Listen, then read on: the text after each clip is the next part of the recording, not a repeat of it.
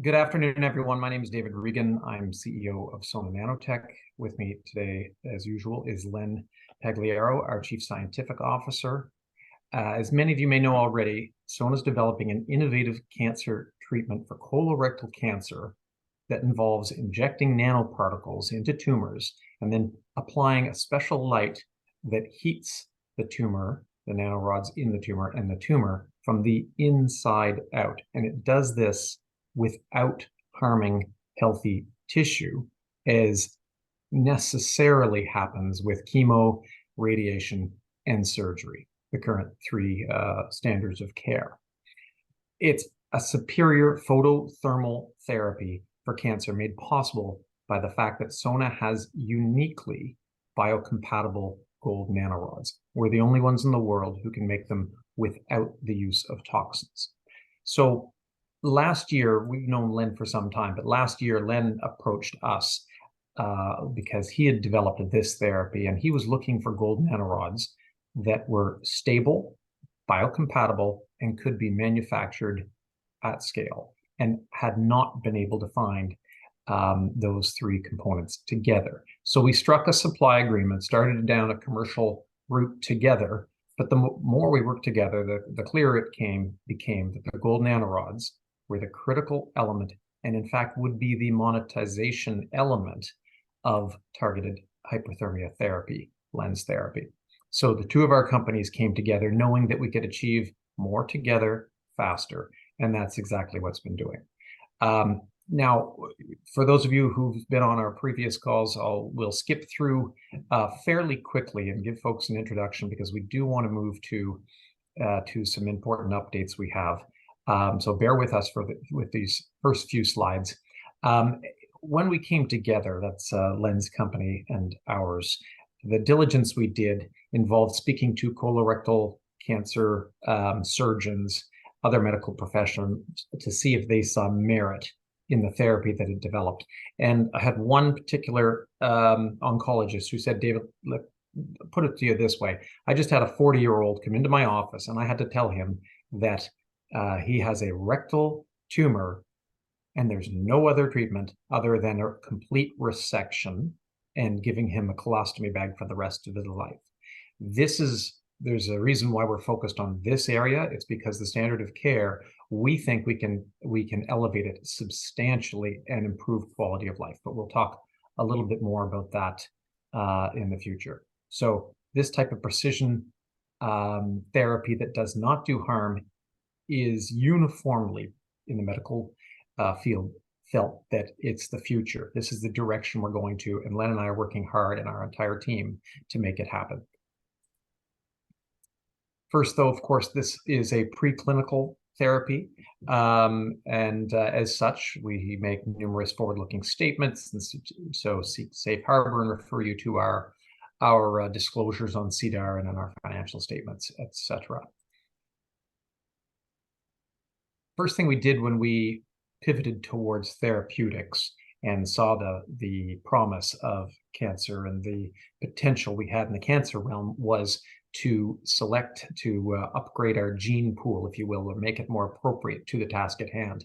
We're now very fortunate to have a board that really hits above the weight of the company, but is future focused for these purposes. Mark Lavonin, our chair, who led Sanofi Pasteur to become a billion-dollar company. Walter Straps, who's the CEO of a Khosla Ventures, a biotech company in Boston. Neil Fraser, longtime CEO of Medtronic Canada, and Michael Gross, a local surgeon, and Jim McGann, Numis Capital Managing Director.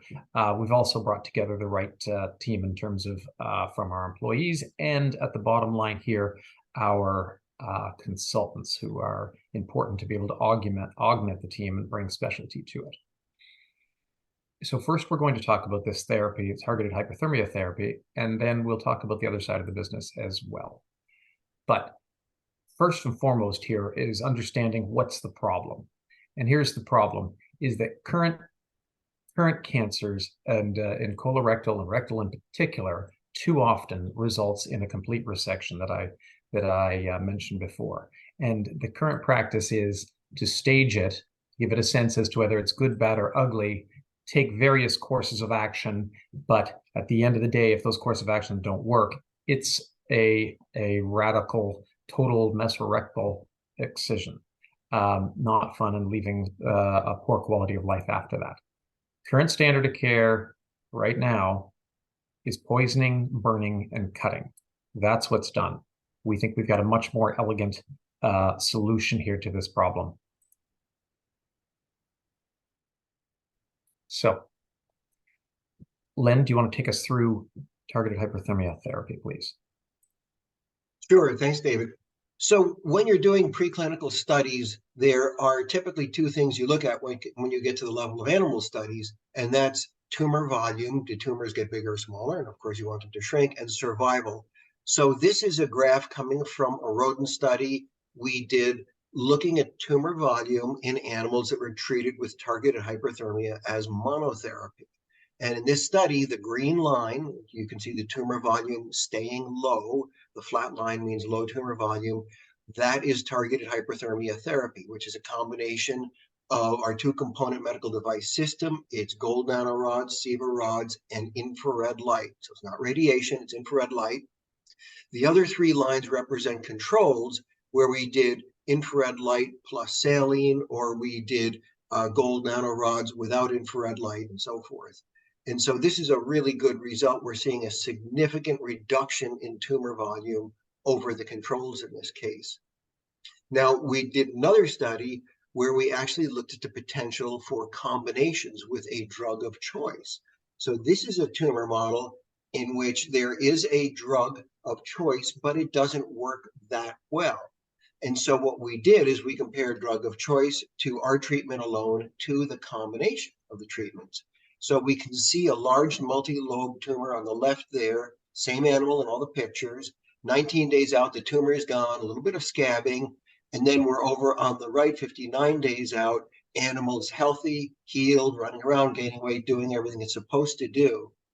Now, these animals were the result of combination treatment with both drug and targeted hyperthermia. We took this study out to 95 days.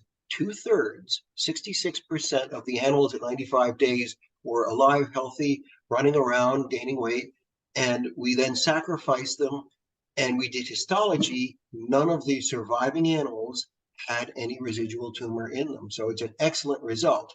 In contrast, the animals on drug of choice alone were all down by 28 days. So it really shows two things. One, it's a huge improvement over the drug of choice. And two, it shows that targeted hyperthermia can work together with drugs to treat cancer.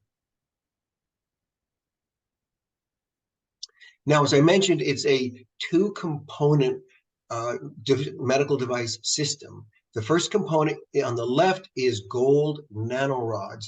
Now, that red orb you see in the picture is a red blood cell, one of the smaller cells in the body, and those little specks inside of it are the nanorods. This is an electron micrograph.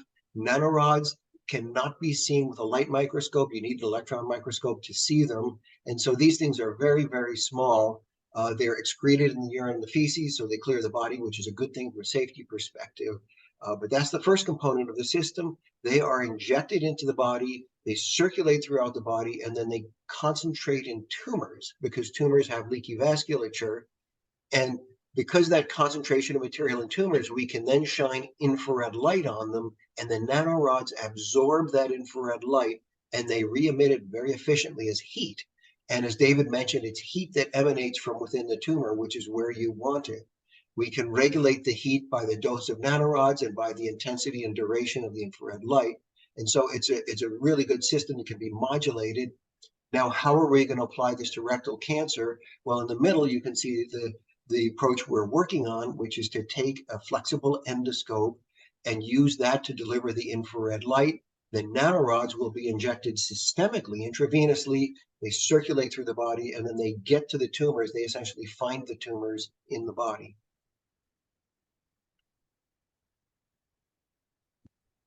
Now, heat has been used for a long time to treat cancer. The overwhelming majority of those treatments are what's called ablation. Ablation is very high temperature that essentially cooks tissue. And so if you think about cooking steak, Ablation corresponds to medium well done or more. High temperatures that cook tissue. Does it work? Yes, it works, but that is not selective between healthy tissue and cancer tissue. What we're doing in contrast is hyperthermia, which is a lower subablative temperature of 44 degrees Celsius. And so not even what's called blue rare, if you're thinking in terms of cooking meat, right? And what hyperthermia does is critically important on the fact that cancer cells are more heat sensitive than non-cancer cells. And when you warm them up, they tend to overproduce something called heat shock proteins, and that puts cancer cells into a cycle of programmed cell death, apoptosis, and necrosis. And so it leaves healthy tissue alone, and it tends to target the cancer tissue quite specifically. Go. Now, here's a little pilot study just to give you an idea of what we're working on currently. This is using our new light device, and there'll be some pictures of that in a minute. Our new light device with Sona nanorods, and those little balls you see are basically simulated tumors. They're little meatballs about 1 centimeter in diameter, simulating a tumor. And we can make these with nanorods in them to simulate a tumor that has nanorods. We can make them without nanorods in them to simulate a tumor that does not have nanorods. And then we can treat them with infrared light. And you can see in the graph on the left, when you have nanorods embedded, you get heating up to, and in this case, a little bit through, but up to the target of about 111 Fahrenheit, which is 44 Celsius. If you do not have nanorods in the tumor, there's a little bit of heating from the infrared light, which is similar to a heat lamp, basically, but you do not get up to the hyperthermia temperature we're looking at. And so when you have the concentration of nanorods, you can achieve the temperature we're looking for. And that's a critical part of the system, is that there's a degree of selectivity on the target tissue, because the target tissue, the tumors, tend to concentrate nanorods in them.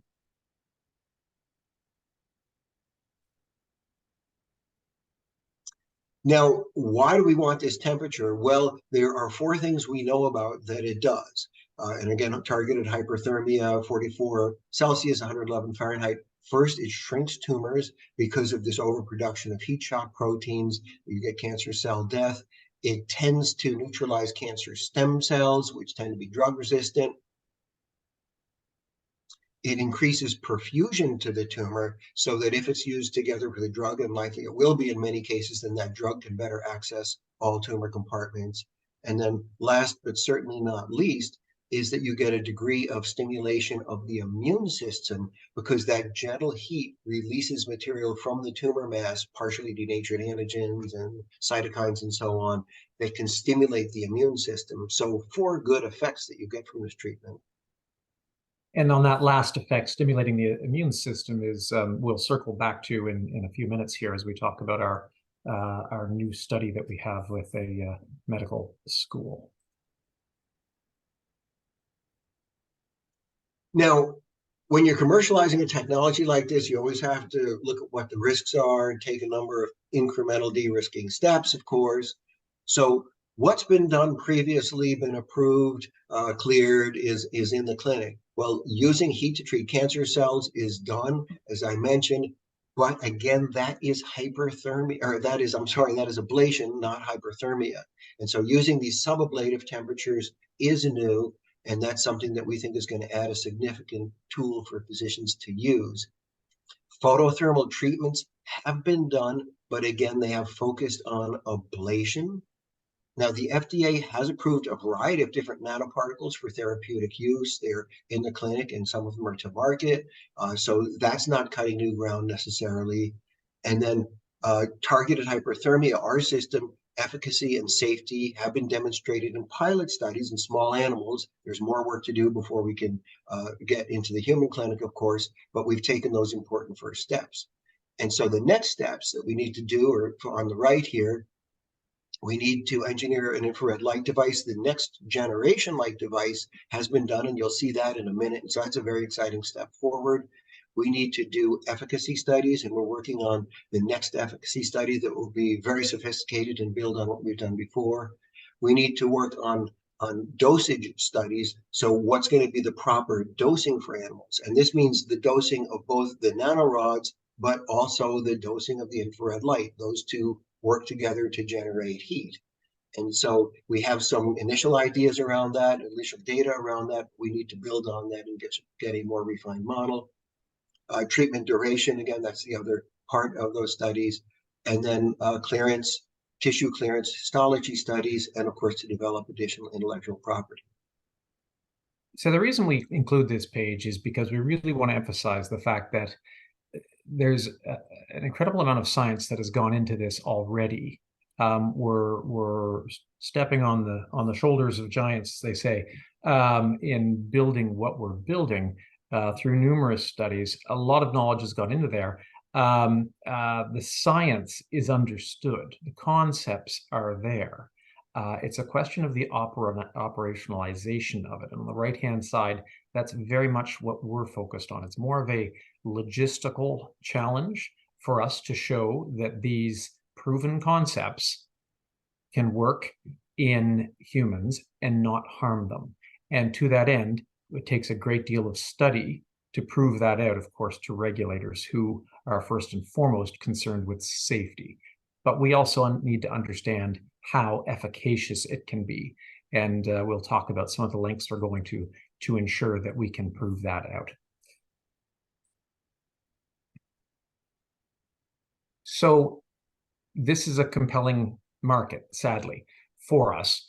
However, it offers us immense potential to do good here in terms of saving lives potentially with this therapy. With, currently just in the US, 18,000 deaths from rectal cancer and 46,000 cases overall, we expect we can treat 28,000 of those once approved. Now, using rectal cancer as our beachhead, and the reason for that is because, again, as I mentioned earlier, I think the standard of care leaves a very poor quality of life. There's a big gap there between the current standard of care and what we're proposing in terms of what it can do for patients. Start there to really prove out this concept, and then move into colon, esophageal, head and neck. These are all cancers necessarily that have tumors with leaky vascular structures that allow for a concentration of gold nanorods in them, and also that are accessible to our light device, which, granted, will pass energy harmlessly through flesh for about 1 centimeter, but otherwise need to be accessible.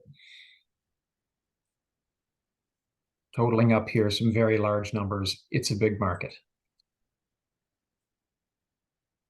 So we've used this slide before. We talk about our challenge here in terms of the mountain, staging this out. We had in the spring marshaled the resources necessary to mount this campaign, and I'm very pleased to report that we're marching up past Camp 1 towards Camp 2 in the work we're doing.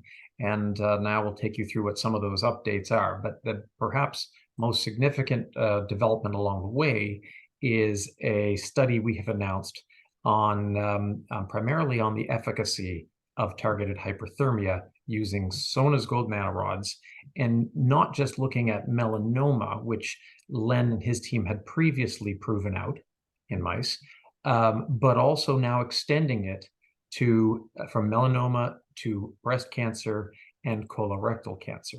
And we're very fortunate to be working with a surgical oncologist at Dalhousie Medical School and his principal scientist in his laboratory, Dr. Carmen Giacomantonio and Barry Kennedy, in doing what is an incredibly innovative study, we believe. We got together and there was a tremendous meeting of the minds when our two worlds collided. Ours is nanotechnology and tumor destruction. That's what we're focused on: shrinking tumors, destroying tumors from the inside out without doing harm. However, Carmen and Barry come at it from a different side of cancer, which is the immunotherapy side, which of course has been all the focus in the last 10 years. And they have some leading research in that area. They saw what we were doing, and it was that slide Len mentioned in terms of the different benefits of hyperthermia, and the fourth one in particular, that it triggers the immune system that caught Carmen and Barry's interest. And they effectively explained to us, look what you have here. Those immunologists have been focused on trying to take the brakes off the immune system, which thinks that tumors are yourself, therefore they shouldn't attack it. And the thinking, the work has been done to try and lift off the brakes. What we're doing is effectively applying the gas. Imagine if we could combine those and do them at the same time. So that's the aim of one of the aims of this study. That Len, do you want to speak more on a little bit on the study? Sure. Well, there's been circumstantial evidence for years that hyperthermia stimulates the immune system. Very interesting work, but nothing that really nails down the mechanisms for it. And so the studies that the Giacomo Antonio lab has proposed and we're starting now are really going to investigate that in a variety of mouse models, including a mouse model for colorectal cancer, as David mentioned. They've got all of the tools for doing this. There's some models that they have developed in their lab, and they're experts in the immune response and enhancing the immune response. And so they know that some of the drug tools that they work with work well. They know, we know that heat works well. And so looking at that combination is really going to provide some good answers about what elements of the immune system are enhanced and boosted, and how does that work. So the goal is, of course, improved outcomes. I think we're going to see that happen, and it will lay the groundwork for some of the later studies we're going to do, which could look at combination treatments in large animals and ultimately in humans. And what's fascinating about this is not only will we look to see it validate targeted hyperthermia therapy in now 3 types of cancers using Sona's gold nanorods, but also combining it with immunotherapy to give a synergistic effect and a 1-2 punch that we think is going to be incredibly powerful and is going to garner some tremendous attention. And the intentions are to have this work published and then hit the cancer conference circuit in the spring. With, of course, with Dr. Giacomo Antonio presenting the findings of this study. So we're very fortunate to be working with leading scientists like this and to have structured what we think is a really innovative study. And it's not going to take that long. We're going to have results before the end of the year, we expect. Now, speaking of results, we promised we'd be engineering the next generation of the light device that is necessary to pass that energy to the gold nanorods, activating them, generating heat from the inside out. Len, do you want to take us through the work we've done with Minatronics, who, by the way, are coming in now ahead of schedule and ahead of budget, I'm pleased to say. Sure, it's been a great project. So the goal of this project was to develop a next generation light device that can port light through a long fiber that passes through the channel, the tool channel in an existing endoscope. And that's how we're going to deliver light inside the GI tract, the lower GI tract of humans. And the concept, I think you can see here, there's a console, there's a fiber that comes out of it, it passes through a scope, it goes into the patient where it needs to go, and then the physician can both see where they are and navigate around, they can visualize tumors, and then they can press that foot pedal you see on the left, and they can essentially zap the tumor. They can treat the tumor with infrared light for the desired period. And another component of this that we're enabling now is to be able to monitor the temperature while they're doing that. So they can say, okay, I need to get up to my target temperature and I need to hold it there for a few minutes, and then we can move on to the next tumor. So it's really a very elegant approach that uses a key tool, the endoscope, that the physicians use every day. And so I think that's an important part of it. It's going to require minimal additional training. Now, here's the endoscope we had delivered recently from Fuji. We started a collaboration with Fuji to develop this system, and they've been very supportive of what we're doing. Then there's another picture of the end of the endoscope, if you will. That's the business end of it. There are 2 darker holes there. Those are the working channels in the scope. One's 2+ millimeters diameter, the other's 3+ millimeters in diameter. And so those are plenty big enough to put fibers through. We've already got our fiber running through that channel and the ability to deliver infrared light. And so it's going to be a really nice system, I think. And again, this is an off-the-shelf endoscope. Len, what are these other components here? A highly functional device, it would seem. Yeah, well, the two, so down here, where that's the camera in the middle. The two on either side of it are the lights, LED lights. The one on the top, I believe on this scope, is another camera for a different imaging mode. I wonder if it was that or a snare. Snare goes through one of the working channels. Oh, does it? Okay. Yeah. Interesting.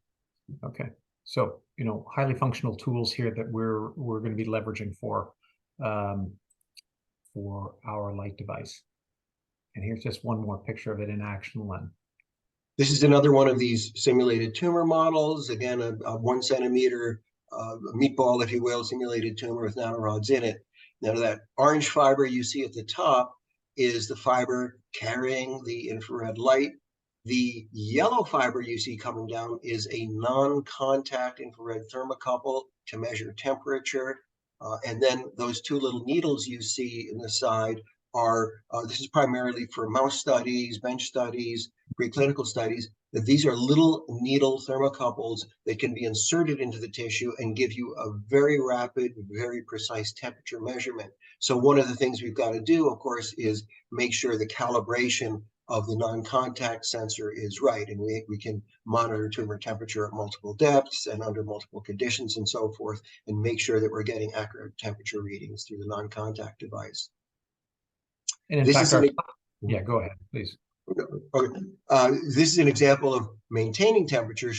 This shows temperatures from 3 different thermocouples here.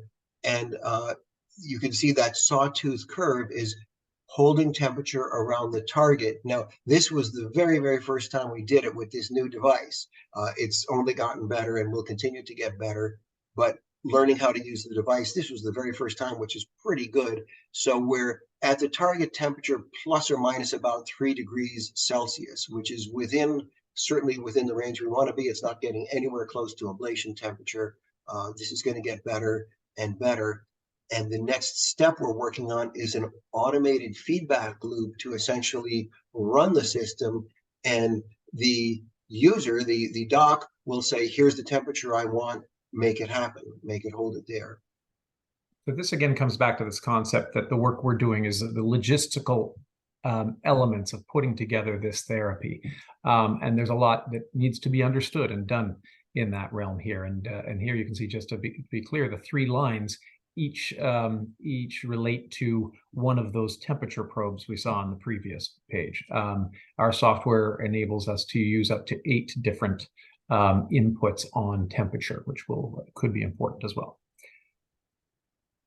Another area we've already announced, certainly, but there's an entity, Excite International, and really excited about this because of 2 things. It gives us access to 2 essential constituencies, one being the ultimate users and the surgical oncologists who will decide whether to use this therapy or not. They're in that position.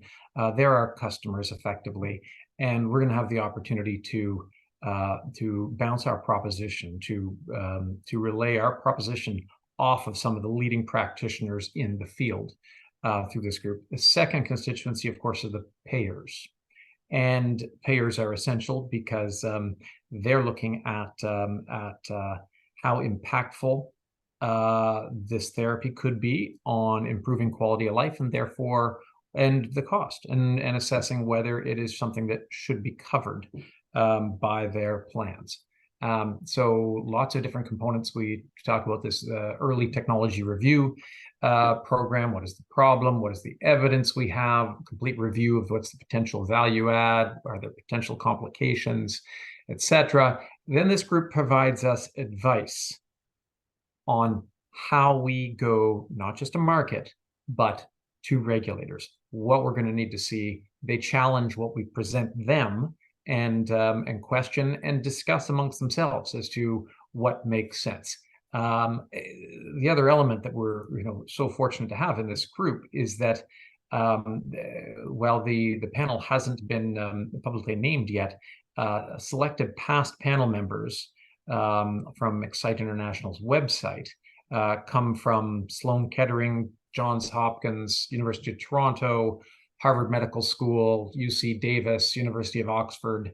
They also have payers from Blue Cross, Blue Shield, other significant ones in the US and Canada. This is the caliber of folks we're going to be working with, who are going to be providing us feedback, and that's coming up in the coming weeks. So lastly, the other side of the business is diagnostics. Of course, both sides of the business leverage on the gold nanorods and the biocompatible gold nanorods Sona makes. And so just a quick word on that, because the focus is certainly on targeted hyperthermia therapy, but work goes on the diagnostic side and as well, and we've had some good success there recently. Specifically with our bovine tuberculosis test, bovine tuberculosis as a problem is significant in the UK, and our work is being done in a consortium that is being funded both by the NRC in Canada and Innovate UK. It's an important problem, and it's one that it looks like we've made some good progress on with a preliminary trial that correctly identified 24 of 30 positives and correctly identifying 29 of 30 negatives. Now, of course, this is in fact complicated stuff, because there are naturally occurring amounts of TB in cattle in the starting place. So our test needs to be able to distinguish whether it is an elevated amount of TB or not, or that is the biomarker that we're tracing, that is the proxy for TB. So it's a tricky business, but we've got some success on it. There's more study needed in order to validate those results and to take it forward. But I can say that our potential commercial partners are excited about it, and we're pushing forward with it. Now, in terms of what lies ahead for us, we've got a bunch of milestones we're going to be excited to report back to you on in future, obviously press releases, but webinars as well. Primarily, I mentioned this leading panel of payers and experts giving us guidance. We hope to be able to name them individually, at least their institutions, but we most importantly look forward to their counsel and to be able to take on board some of their thoughts. Secondly, we've done a lot of work on deciding what studies to do, what preclinical studies, as they're called, to do, and with whom. And we're close to pinning those down and naming some of those parties. Thirdly, we have an FDA submission that we're preparing. That is a complicated undertaking, but we want to make it a really strong first impression to the, in this case, the FDA. And we want to do that with a strong document and do it properly. So we're taking our time, making sure to incorporate the feedback from the various parties we're interviewing in terms of preclinical study partners and consultants. Fourthly, gold nanorod manufacturing partner selection. Likewise, have been working with 3 different entities, narrowing down, looking for quotes for the work, and understanding what does and does not need to be done in order to have good manufacturing production. Fifth, medical school targeted hyperthermia therapy results. Those, as I say, are expected before the end of the year.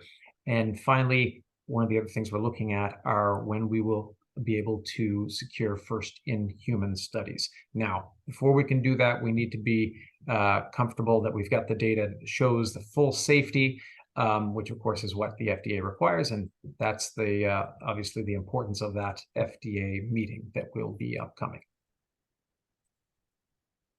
So, in order to fund this study, we're in the midst of a fundraise now, open to accredited investors. If you have interest, please feel free to get in touch with us, and we can put you in touch with our financing agent. It's a raise for 750,000 units. $750,000 consisting of 3.75 million units. unit consists of a share at 20 cents and a half warrant at 30 cents that's good for 24 months. That's in lieu of the typical discount offered. That's the sweetener, as the bankers tell me. In any event, we look forward to being able to place that. It's a small amount. We're only looking for enough to take us through this study, and no doubt there'll be other opportunities in the future as we need to fund further studies in the future.